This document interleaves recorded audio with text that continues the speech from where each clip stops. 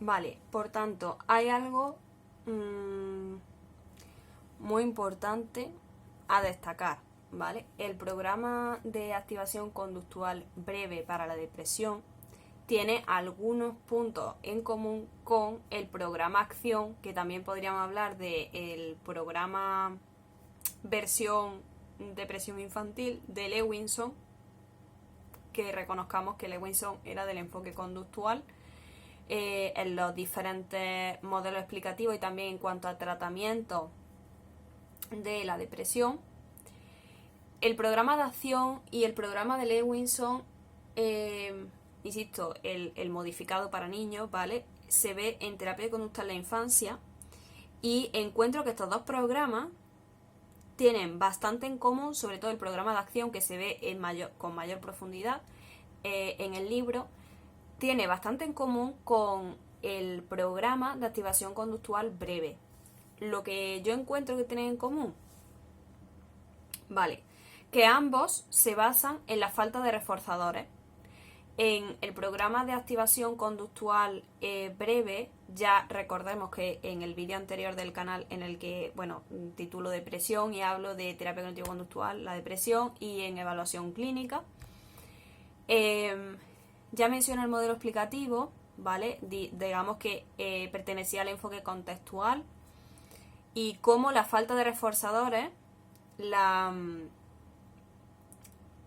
ausencia de motivación en el ambiente o en el contexto generaba la inactividad, la pasividad, el pasotismo, la indefensión en una conducta que llamaba a los síntomas propiamente de la depresión, ¿no? A la sintomatología de la depresión. Entonces, es curioso porque ambos parten del mismo punto, de la falta de reforzadores. Y no lo digo porque se cite textualmente, por ejemplo, en terapia de conducta en la infancia, cosa que en terapia cognitivo-conductual sí se cita así. En terapia de conducta en la infancia, aunque no lo digan tal cual, lo de la falta de reforzadores, el conjunto de técnicas que se emplean dentro del programa acción, técnicas como por ejemplo cuando ves las habilidades de afrontamiento y estudias ¿vale? Y estudias, por ejemplo, el programar un conjunto de actividades que sean placenteras. Para mí, la programación de estas actividades que son placenteras, que no solamente se incluyen las propiamente placenteras o agradables, sino también aquellas que se denominan como de dominio, ¿no? Que van a generar en el cliente los sentimientos de logro, de dominio y por tanto de desarrollo. Eso actúa como un refuerzo, son alicientes que el sujeto va a ir obteniendo, el refuerzo, ¿no? Si yo tengo placer de una conducta, ¿vale?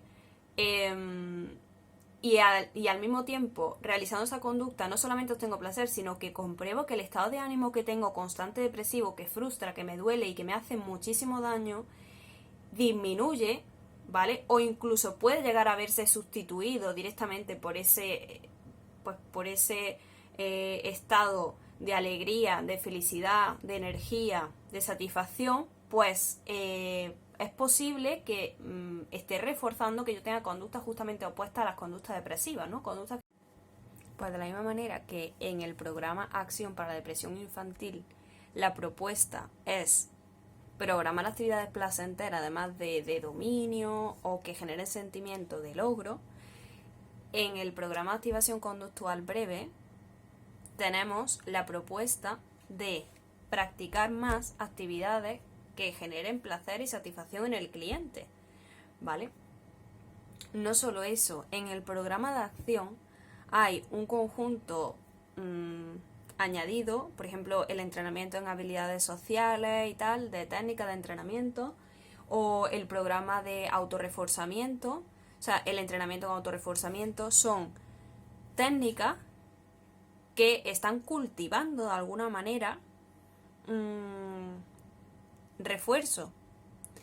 Entonces, el programa de activación conductual breve, en el que precisamente queremos guiar al paciente a través de todo este programa sistemático, pero no por ser sistemático es menos flexible o tiene menos versatilidad, puesto que tiene en cuenta al final las características, las necesidades del cliente.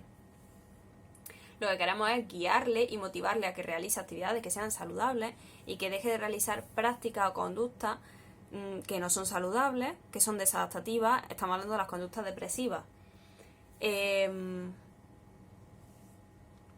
Entonces me parece que de nuevo tanto uno como el otro se está hablando de conseguir un reforzamiento de conductas que sean saludables y abandonar el refuerzo de conductas que eran desadaptativas, porque por ejemplo mediante estas conductas desadaptativas totalmente propias de la sintomatología depresiva se obtenía un refuerzo, ya fuese positivo porque consiguiesen atención mediante esas conductas depresivas, o un refuerzo negativo puesto que consiguiesen escapar, ¿no?, de determinadas situaciones teniendo esas conductas. Y al final el refuerzo lo que hace es que perpetúa una conducta, la mantiene ahí constantemente.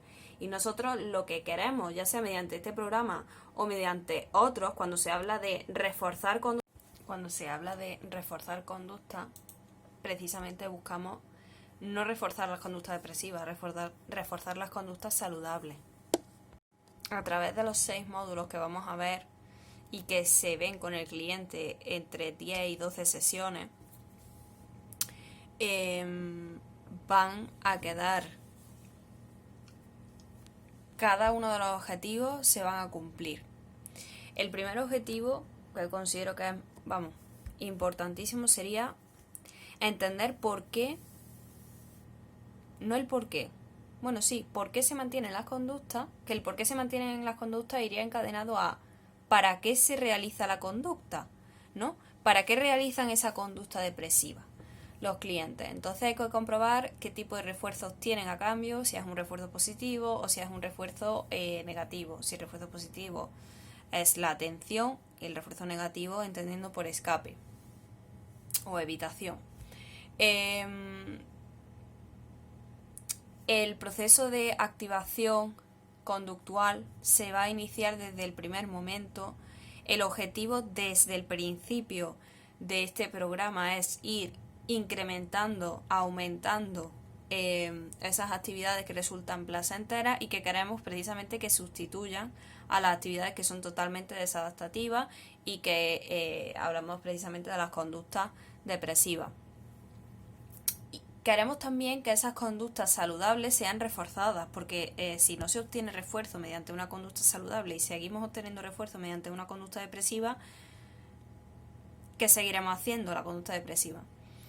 Se menciona establecer una línea base, de conductas agradables o placenteras para el cliente. Esta línea base, yo entiendo que dependiendo de la gravedad, no lo sé porque todavía no he hecho ni la práctica, ¿vale? Pero yo entiendo que dependiendo de la gravedad del trastorno depresivo, puede ser que la persona se encuentre en una anedonia absoluta y no haga ya absolutamente, o sea, no realice en absoluto ninguna de las actividades que le resultaban anteriormente agradables, o que se encuentre en un estado de gravedad leve o un poquito moderada y la anedonia no esté tan, o sea, no sea tan absoluta, ¿no? Y puede ser que todavía realice, aunque muy de vez en cuando, alguna actividad que todavía le resulte placentera. De todas formas, la línea base sería actividades que de forma reciente o en el presente a el cliente le resultaban placenteras o agradables. Digamos, rescatar esas prácticas que generaban satisfacción en la persona. Entonces se parte evidentemente de la línea base, pero luego se va a ir estableciendo toda la jerarquía y se van a ir también estableciendo objetivos concretos, metas específicas, que las metas creo que es muy importante porque generan de alguna forma motivación en el cliente, y es algo que también entra como tratamiento de la sintomatología. La sintomatología también se habla de falta de motivación, falta de interés. De nuevo hablamos del síntoma de la anedonia y creo que es una forma directa de atajar, de tratar ese síntoma.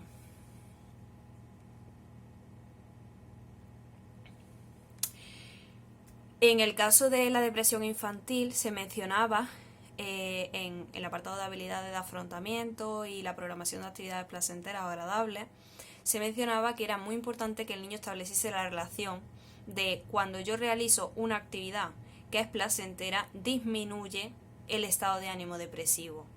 De esta manera ya actuaría como un refuerzo, porque ayuda a escapar de un estado de ánimo depresivo. Pienso yo,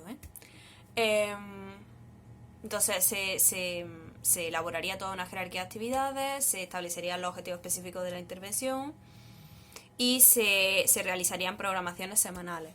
Para motivar al paciente y orientar el curso de la intervención, el terapeuta va reflejando la realización de las tareas y la consecución del objetivo en un registro maestro, es decir, que se va en una tablita o en un registro, que no tiene por qué ser una tabla en sí, pues se va haciendo un registro de esto lo hemos cumplido, hemos conseguido el objetivo, hemos hecho esta actividad, hemos hecho esta otra, cómo me he sentido, ¿no? Son 6 módulos este programa. El primer módulo es el módulo de la introducción. Aquí lo que se va a hacer simplemente es un breve resumen, porque hasta la unidad 2, tú imagínate que los módulos o unidades, como quieras llamarlo, pues hasta el tema 2 o la unidad 2 no se empieza a hablar en profundidad ya de la depresión con definiciones, con prevalencia, con cuáles son las características clínicas de una depresión. Aquí se menciona que se aportaría los criterios del DSM-4, pero me imagino que ya con el quinto manual pues sería lo del DSM-5. Y no se trata de petarle la cabeza de información, se trata de darle la información justa y necesaria que necesita, redactada de una forma sencilla. Evidentemente no tenemos que utilizar terminología que el cliente vaya a perderse, ¿vale? En mitad de la explicación. Al contrario, que sea asequible y que pueda entenderlo, porque para eso está esta unidad. Hasta la unidad 3 no es cuando se explica ya, pues, el programa en sí, cómo funciona, ¿no? Cuáles son las bases del programa.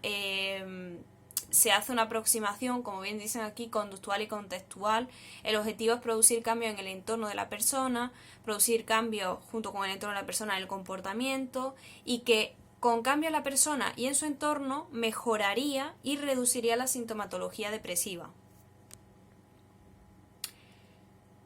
Me gusta bastante en este párrafo en el que nos comentan, se insiste en que, aunque se trata de una terapia conductual, no ignora los sentimientos y los pensamientos. La mejoría de estos aspectos se consigue cuando la persona experimenta las consecuencias positivas de su conducta. Exacto, o sea, es que esto es algo curioso. Que tú utilizas una terapia conductual no quiere decir que solo tenga consecuencias conductuales, porque somos un sistema abierto, entonces no va a tener solamente consecuencias conductuales, va a tener también consecuencias cognitivas, consecuencias fisiológicas, consecuencias emocionales, además de las conductuales. ¿Qué es lo que se entiende según este modelo las conductas? Pues que hemos dicho desde el principio cuáles son las conductas desadaptativas, por tanto depresivas, y qué es lo que se entiende por conductas saludables. Las conductas saludables van a ser las acciones positivas inconsistentes con las conductas depresivas, totalmente. Es que el problema es que la conducta depresiva se mantiene por el refuerzo que se obtiene a cambio, por el escape o por la atención, como hemos dicho antes, por un refuerzo positivo o negativo se mantienen. Entonces esas conductas suelen producir su beneficio de una manera inmediata. Esas conductas, por tanto, se van.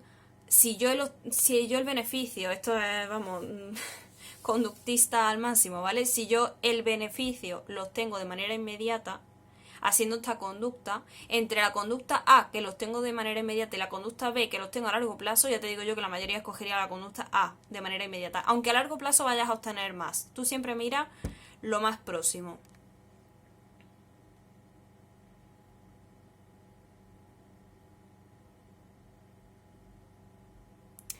Y muy importante, que es que pasa una cosa. O sea, no quiero profundizar porque tampoco creo que este vídeo sea súper largo, pero pasa una cosa. Y es que a mí me da que hay algunos modelos explicativos que de alguna manera, aunque sean incluso hipótesis en la depresión, de alguna manera pueden alimentar la culpabilidad de los clientes. Porque, por ejemplo, cuando se menciona el déficit en habilidades sociales, como bien ya dije en el vídeo anterior, no todo, los clientes tendrán déficit en habilidades sociales, pero el simple hecho de proponerlo como hipótesis es que haya hasta un entrenamiento en habilidades sociales, estamos hablando. A mí me gusta mucho esta perspectiva porque tiene en cuenta que muchas veces no tiene por qué ser déficit en el sujeto, también lo podemos explicar como déficit en el ambiente. Y como que el sujeto se ha visto en un momento dado de su vida, porque es un estado por el que podemos pasar todos, ya lo comenté en el vídeo, 350 millones de personas, 1 millón o más de suicidios. Es un momento temporal en tu vida en el que muchas veces las circunstancias son las que te empujan a empezar a desarrollar conductas que son totalmente desadaptativas, pero no puedes verte tú como el culpable, no podemos como profesionales alimentar el sentimiento propio de culpabilidad y de inutilidad que hay dentro de la sintomatología depresiva de una persona que está muy mal, entonces, que lo está pasando muy mal, entonces, por eso en el vídeo anterior quizás me detuve un poco en el apartado de déficit, pero porque igual no me gustó tanto el término, ¿sabes? El concepto de por un déficit en habilidades sociales. Es como, a ver, ¿qué estás señalando al cliente como culpable de lo que le sucede? Que no lo digo, a ver, vamos a ver si, no lo digo porque sea una crítica ahí absolutista y tal, sino porque como desde mi perspectiva somos sistemas abiertos, pues yo no puedo entender que la causa sea una sola, ¿sabes? Probablemente sea antes cómo interactúo yo con el ambiente y las circunstancias que se generan en ese ambiente, que evidentemente también entiendo que hay muchas veces un estilo de atribuir las causas que es desadaptativo o, o el autocontrol que tenga la persona, como mencionaba Rem, puede ser también desadaptativo, los tres ejes estén ahí, que no estén equilibrados, no estén en correcto funcionamiento, vale, pero insisto, o sea, qué tan importante me parece este programa. Además, no es que lo diga yo, es que lo dicen los resultados de los estudios. Estamos hablando de que este por sí solo es igual de eficaz que la terapia cognitivo-conductual completa, que implicaría modificación de esquemas, modificación de pensamientos negativos automáticos y activación conductual. Es decir, una terapia que incluye un aspecto puramente cognitivo y conductual, muy currada, muy sistematizada. La terapia... Es que no hay nada más que pensar en la terapia beckiana, que incluye técnicas conductuales y técnicas cognitivas, tareas para casa, reconocimiento de pensamientos, de esquemas, tan currada. Pues señores, aquí tenemos algo que aparentemente es muy sencillo de cara al especialista preparárselo, que además es muy individualizado de cara al cliente, que además es muy versátil, que no es rígido en cuanto a los 6 módulos, sino que permite que el cliente vaya al ritmo adecuado y con una eficacia equivalente. O sea, entonces me gusta porque es una patada de alguna manera a todos estos procesos que se hacen súper complejos y que son alabados, que ojo, no estoy rechazando esos procesos, sino, o sea, todos esos programas que son súper complejos y tal, que no lo estoy rechazando, simplemente me molesta que haya gente que diga que esos hay que alabarlos y que a estos, que son más sencillos, es que no valen ¿sabes? Una pera, una manzana, que no valen nada. Cuando para mí tienen la misma importancia porque entran dentro de el campo tan amplio que podemos emplear de cara a un campo tan amplio que hay de clientes, ¿sabes? O sea, hay una variabilidad de clientes, por tanto necesitaremos una variabilidad de técnica, de terapia, de programa, pero por ser uno tan complejo que tenga que ser superior a otro más sencillo, no. De hecho, este programa lo está demostrando, así lo está demostrando. Bueno, he mencionado en la unidad 3 que se menciona, pues, hay que diferenciar o hay que discriminar las conductas que son depresivas de las conductas que son saludables.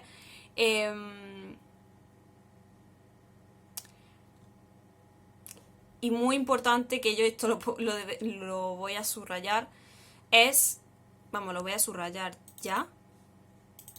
El paciente no se tiene que sentir culpable por una conducta depresiva, ¿vale? porque es normal tener esas conductas desadaptativas. Cuando hay un ambiente o se da una circunstancia y la interacción de ese ambiente con el sujeto da un resultado concreto, puede pasar perfectamente que tiramos de esas conductas. Quiero decir que no es que esta gente lo haga porque en sí piensa que va a obtener una finalidad, como que lo hagan predeterminado, no, es como que lo hacen porque necesitan atención. En ese momento tú necesitas la atención, no es que sea un... Es que así, parecido a esto, o sea, cuando tú lees en el libro, es que por eso digo que hay que saber bien leer los libros y no solamente quedarte con tal cual lo que dicen, es que cuando tú lees un libro es como que te da la sensación de, ah, entonces esta gente lo hace aposta, esta gente lo hace de forma predeterminada, tiene conducta depresiva de forma predeterminada para conseguir la atención, pues lo que vamos a hacer es no prestarle atención. Yo no he dicho eso. El libro, espero que no diga eso, porque eso sería, vamos, para darle a quien le ha escrito, a quien ha escrito el libro. Es que eso no es, vamos, espero que no sea lo que dice el libro. Yo interpreto que lo que dice el libro es que ellos no se dan cuenta de que obtienen siquiera, o sea, es que ellos no se dan cuenta siquiera de que obtienen el refuerzo. Ellos entienden que lo necesitan, tienen la conducta desadaptativa y entonces obtienen ese refuerzo y ese refuerzo genera que repitan, que aumente la frecuencia de esa conducta nuevamente. Pero no lo hacen de forma predeterminada o malévola o yo no sé qué historia se montará alguna gente. Es que no tiene nada que ver. Estamos hablando de un trastorno que afecta a nivel cognitivo, a nivel conductual, a nivel fisiológico, a nivel emocional, a nivel social, en cuanto a metas personales, ¿vale? En cuanto a autoestima, en cuanto a autoconcepto y que es muy, no voy a decir la palabra, muy doloroso. Entonces, que alguien me venga a mí a decir que esa gente se mantiene ahí en el trastorno porque lo que tiene es satisfacción de ese conjunto de sintomatología, ya te digo yo que quien me lo diga lo voy a mandar a pi, ¿sabes? Porque hay que sufrirlo o hay que verlo o hay que tenerlo cerca para ver la gravedad del trastorno, que es muy heavy y es muy heavy que para lo grave que es 350 millones de personas mínimo, porque me parece a mí que después de la situación que estamos viviendo esta cifra se va a incrementar y mucho y se va a necesitar ayuda y mucho de personas, ¿vale? Entonces, eso por ahí me parece fundamental. Tú no eres el culpable. Tú en un momento dado de tu vida has sufrido una circunstancia, ¿vale? Puede ser que tuvieras los recursos o puede ser que no tuvieras los recursos para responder a ella, pero tú no eres el culpable, tú no eres el culpable de esta situación, ¿vale? O sea, no te tienes que sentir culpable, tienes que entender por qué vuelves a repetir esa conducta. No, no hay más allá, no, es que para mí, como futura psicóloga clínica, mi trabajo no es el juzgar a la persona que se me siente delante, porque yo quién soy para juzgar a otra persona. O sea, no le entiendo, ¿vale? Entonces, mi trabajo no está en juzgar, mi trabajo está en ayudar y a guiar. Ya está, o sea, es que no hay más. La unidad 4 hablan de preparatoria del tratamiento, ¿vale? Y hasta la unidad 5 no se empezaría con el tratamiento. No sé si os habéis dado cuenta que habrá por tanto como unos 4 módulos de psicoeducación. 4 unidades de psicoeducación, pero no es importante el módulo de psicoeducación, ¿no? ¿No? Es que... A ver, la unidad 4, preparando el tratamiento. Vale, se inicia esta unidad explicando la necesidad de tener una medida inicial de todos los síntomas que presenta la persona, muy importante.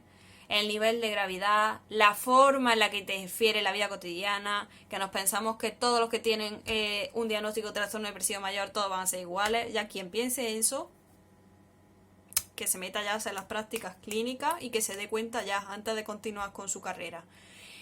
Para ello se le presentan una serie de cuestionarios y autorregistros que además de servir para establecer la línea base, ayuden a delimitar objetivos, valorar los progresos de la intervención.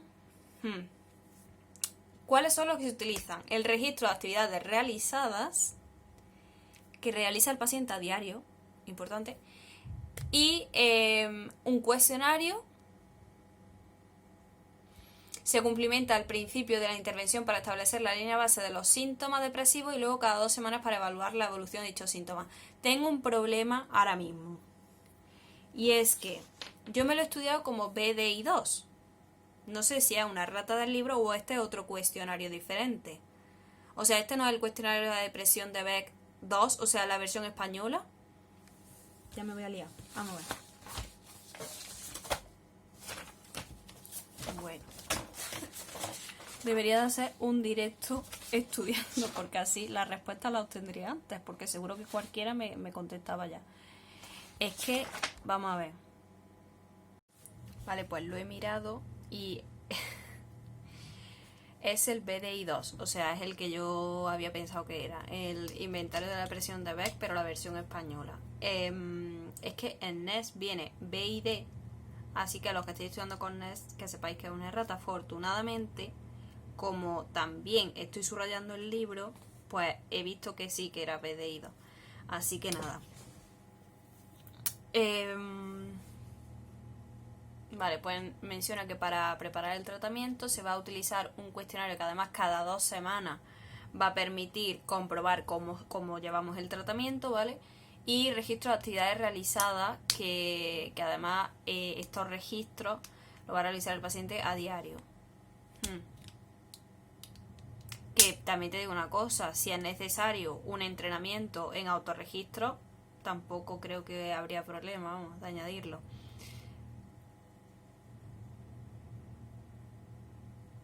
Vale.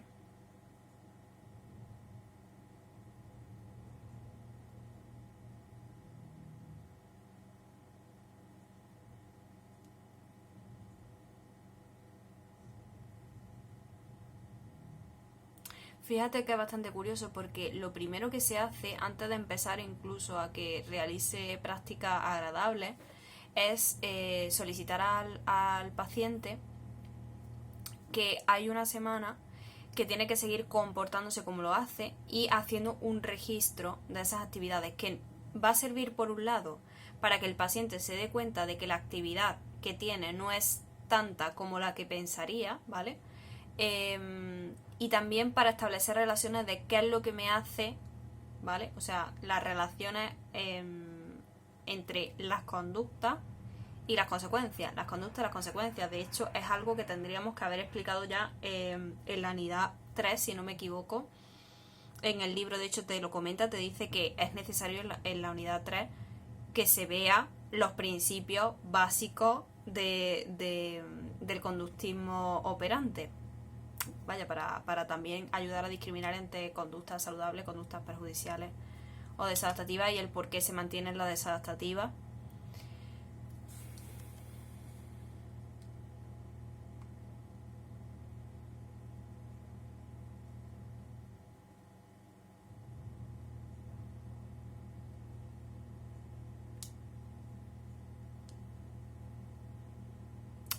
Y aquí viene un párrafo que empieza: finalmente se señala la importancia de crear un entorno que apoye la realización de conductas saludables. Vale, este párrafo es justo el que necesitamos para responder a una de las preguntas.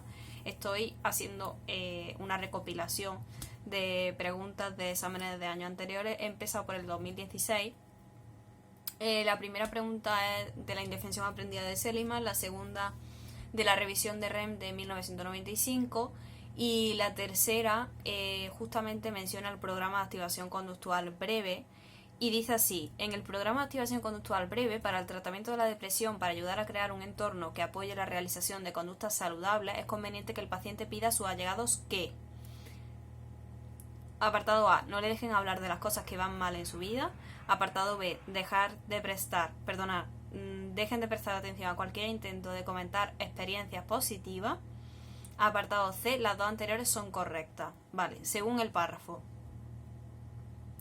Se pide al paciente que comience por hablar con sus allegados para explicarles su necesidad de ir incrementando de forma gradual su nivel de conductas saludables y para pedirles que, dentro de sus posibilidades, no centren su atención en las conductas depresivas y, por tanto, al contrario, se esfuercen en atender a sus intentos de realizar conductas o actividades saludables.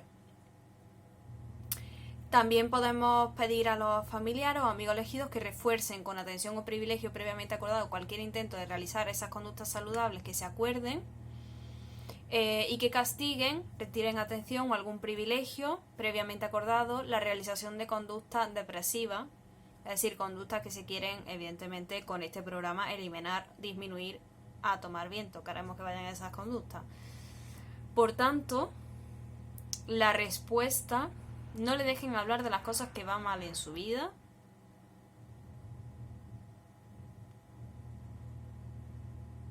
Totalmente.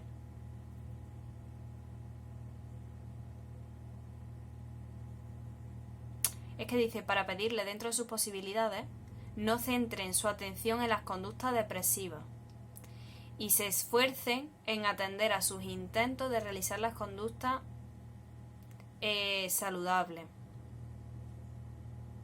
Por tanto, dejen de prestar atención a un intento del paciente de comentar experiencias positivas, no creo que fuese.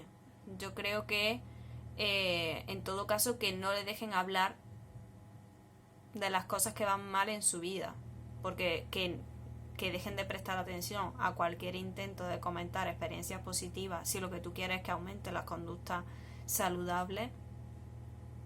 No.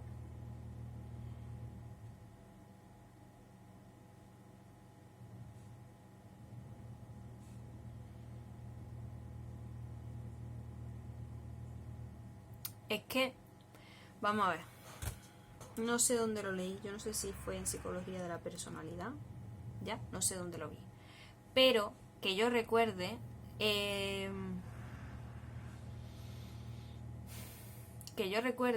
no se veía muy bien que el sujeto depresivo, o sea, que el sujeto diagnosticado con depresión, sujeto depresivo no, vamos a eliminarlo eso de la faz de la tierra, no, vale, que el sujeto diagnosticado con depresión, o el cliente diagnosticado con depresión, hablase tantísimas veces, con tanta frecuencia, de cosas que van mal en su vida.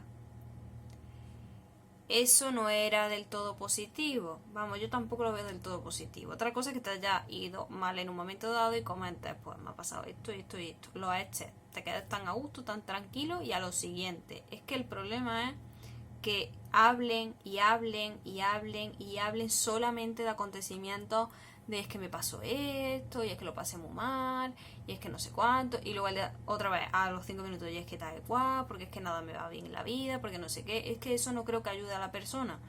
Entonces no sé si es que igual aquí ha faltado algún tipo de connotación, pero bueno, yo diría que no le dejen hablar de las cosas que van mal en su vida. Digamos que sería una manera de evitar que se dé un refuerzo positivo de una conducta posiblemente desadaptativa, que sería el rumiar los acontecimientos negativos que te han pasado o que te pasan, que generalmente es que les ha pasado. Pero bueno, no sé. Aquí me entraría la duda en el examen, pero yo diría la A.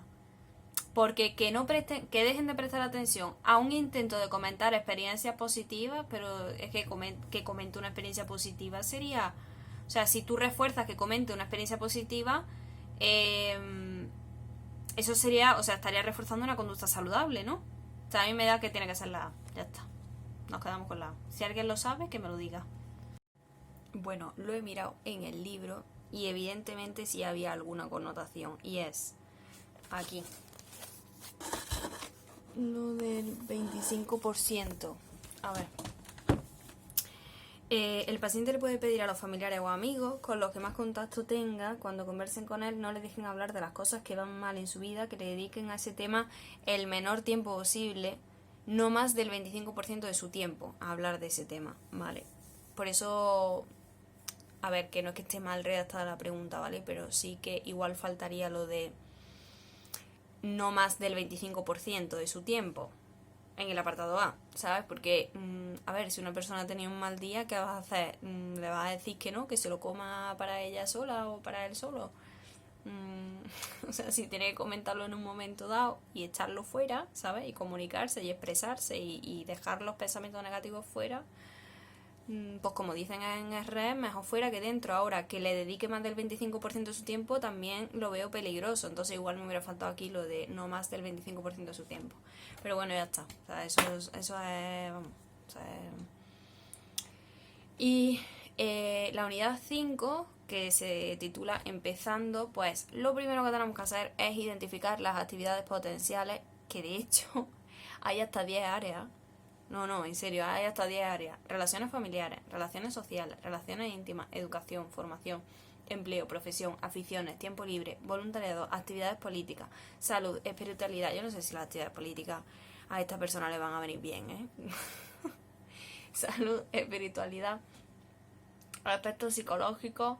Hombre, ¿alguna contribución para ayudar a tu comunidad? Pues mira, pues igual podría ser saludable. Espiritualidad, aspectos psicológicos, emocionales. Vale. A tu comunidad o a otra comunidad, porque tiene que ser a la tuya. Dice, insistir en que indique actividades que puedan ser observables, que puedan ser medibles, que puedan ser concretas.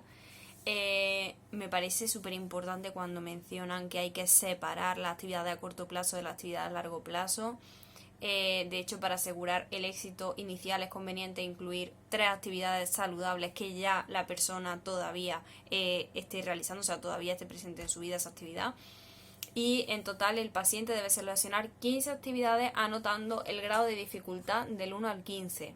De hecho, aquí se menciona de nuevo la jerarquía de actividades, agrupando las actividades de 3 en 3 en función de su nivel de dificultad. Exactamente. Hemos hablado que el nivel de dificultad va de 1 a 15. O sea que en total vamos a tener 5 niveles de dificultad creciente. Exacto. Empezando por los 3 que ya el cliente realiza. Perfecto. Y la última unidad se llama registros y gráficas de los progresos. Se me ha olvidado, creo, decir algo importante de la unidad 1. Respecto a lo de las personas allegadas, ¿vale? Cómo se tienen que comportar las personas del entorno. También sería interesante establecer algún tipo de contrato en el que quedasen registradas por cada una de las actividades saludables o desadaptativas cuáles son las consecuencias que se han acordado, ¿vale? Que eso es que no lo había dicho. Y otra cosa es referente, digo, antes de finalizar, ¿vale? Los 6 módulos, las 6 unidades. En la unidad 1. En la unidad 1 me encanta que al cliente se le dé el manual del programa. De hecho, se le dice al cliente que ese manual lo pueden emplear el terapeuta y el cliente incluso durante las sesiones, o sea, en colaboración el uno con el otro. Y me parece tan bonito. O sea, no en plan de... no, pero que me parece un gesto muy bonito, que es triste, por cierto, que consideramos este gesto bonito por lo poco habitual que es en clínica el permitir al paciente que llegue a esa información, por lo menos lo poco habitual que era en tiempos antaños, ¿sabes? Hace no mucho, por lo poco habitual que era. Espero que el ambiente ahora mismo clínico sea diferente, esté más enfocado a esta línea. No quiero decir ya la línea de las terapias conductuales, sino a proporcionar información a los clientes, ¿sabes? A hacerles partícipes de todo el tratamiento porque son ellos los protagonistas.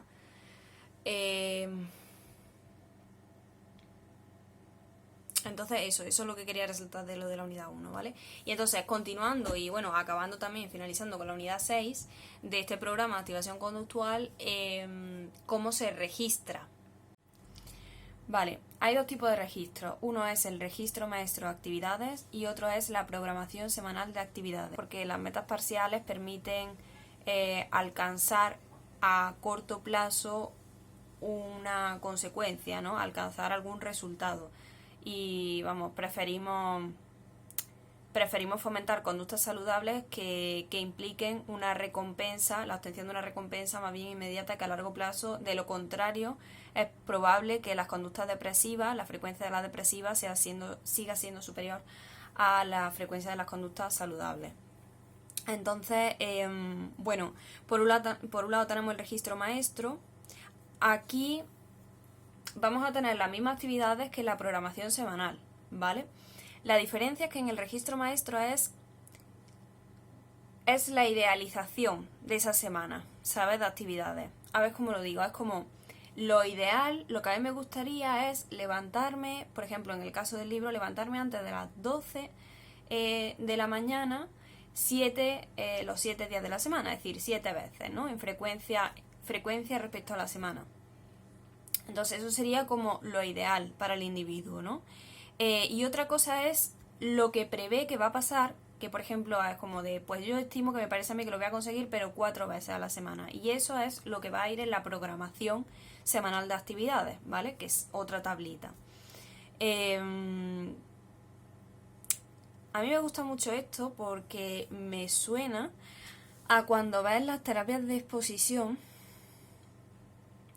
Había una de los modelos teóricos, no recuerdo cómo se llamaba ya, tendría que repasarlo ese tema, pero se mencionaba que en base a ese modelo teórico se solicitaba al cliente que hiciera una notita de las consecuencias que esperaba obtener al exponerse a ese estímulo amenazante o temido y luego volviese a tomar nota, pero una vez habiéndose expuesto ya al estímulo amenazante. Esto conseguía romper la creencia, ¿no?, tan irracional de la que partíamos. Entonces me resulta a mí que el registro maestro y la programación semanal es una manera también de motivar a la persona, porque imagínate que esa persona preveía hacerlo 4 veces a la semana, el levantarse antes de las 12 de la mañana, y pasa a hacerlo 5 veces a la semana. Lo que sí os recomiendo es que miréis muy bien de qué manera se registra, ¿no? Porque te hablan de cuando lo haces una S, cuando no lo haces una N, y te aparece un circulito como si fuera una O. Cuando ha alcanzado, imagínate, en base a la frecuencia estoy hablando de la tablita de la programación semanal de actividades, es decir, lo que espera que va a... las veces que espera que va a realizar esa conducta a lo largo de la semana, imagínate que ha sido 4. Pues a partir de 4, a partir de que se cumpla 4, empiezas a poner una O al lado, 4, 5, 6, incluso si llega a la sexta, en cuanto a frecuencia o cantidad de veces a la semana que ha realizado esa conducta, pues se le pone una O. La O mola mucho, porque significa que has llegado a lo mínimo que tú creas que vas a poder llegar a hacer, ¿no? Y si pones muchas O ya es como, ostras, pues soy capaz de hacerlo más veces a la semana de lo que me pensaba. Es alguna manera de motivación, ¿no? De alguna manera motiva y rompe con las creencias que tiene el cliente sobre sí mismo de inutilidad, incompetencia, porque puede hacerlo más veces de las que se esperaba, se sorprende a sí mismo, y creo que eso es muy bonito, muy positivo. Y me ha recordado un poco a eso, ¿no? Como de cuando antes de una exposición le dicen, escríbeme en un papelito cuáles crees que van a ser las consecuencias al exponerte a ese estímulo, y luego cuando finaliza la exposición, cuáles crees que son las consecuencias al exponerte al estímulo, y, o sea, al haberte expuesto al estímulo, cuáles han sido las consecuencias, y se da cuenta de las creencias tan irracionales que tenía, ¿no? Y de esta manera es otra creencia irracional para mí es el pensamiento de que soy inútil o soy incompetente, y aquí se rompe totalmente. O sea, si la persona llega al 4 mínimo, o imagínate que superase incluso la frecuencia ideal del registro maestro de actividades, eso sería ya una pasada. Cuando ya tienes la programación semanal de actividades, tú puedes empezar a rellenar el registro maestro, porque en el registro maestro al final lo que ha quedado son la columna de la izquierda, que sería la lista de actividades, luego seguida de la meta, que sería la frecuencia, la cantidad de veces que crees que sabes que te gustaría realizarlo durante esa semana, pues 7 veces sería el número ideal, ¿no? ¿En cuánto tiempo? Y si no importa el tiempo, ya sabemos que lo que importa es finalizar la actividad, pues una F. Y luego empieza a poner semana 1, ¿vale? Y pone el número de la semana 1, y si lo has, la duración, y luego si hay otra columna, aparece otra columna que se llama hecho. Imagínate que tú habías predicho que esa semana ibas a levantarte antes de las 12 4 veces, ¿vale? Pero que el número ideal hubiera sido el 7. Ahora coges y te has levantado 5. Bueno, pues eso sería lo que has hecho, ¿vale? Y así lo vamos a registrando semana 1, semana 2, semana 3 y semana 4. También dice que cuando ese objetivo que coincide con el objetivo ideal lo has cumplido durante 3 semanas seguidas, ya se puede decir que lo has conseguido, ¿vale? Cuando lo has conseguido, los autores indican que se haga una anotación especial en las casillas correspondientes del registro maestro. Ellos sugieren una M de maestría, por tanto anotaríamos una M en el registro maestro, exacto. También puede ser una señal para que nosotros añadamos otra nueva actividad de la jerarquía.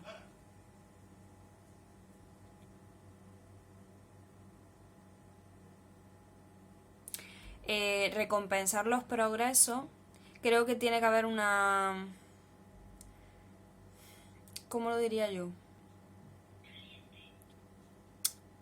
Tiene que haber un compromiso del cliente de que se va a autoadministrar una recompensa cuando haya de verdad cumplido el objetivo. O sea, no puede autoadministrarse una recompensa si no ha llegado a obtener el objetivo, ¿vale?